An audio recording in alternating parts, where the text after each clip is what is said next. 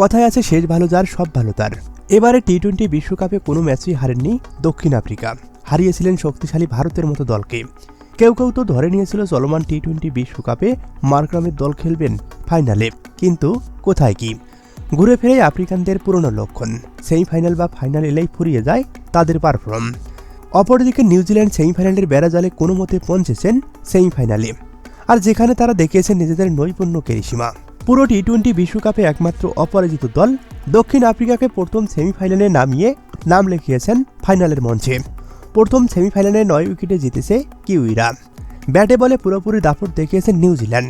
পটিয়ারা কোনোভাবেই হুমকি হয়ে উঠতে পারেনি। 170 রানের লক্ষ্যে পটিয়াদের ওপর শুরু থেকেই চড়াও হয়ে খেলেছেন দুই ওপেনার টিম শেফার্ড ও ফিন অ্যালেন। তাদের ঝড়ো ব্যাটিংয়ে জয়ের দোরগোড়ায় পৌঁছেছিল নিউজিল্যান্ড, যেখানে পাওয়ার প্লেতেই তারা যোগ করে 84 রান, 9.1 ওভারেই যোগ করেন 117।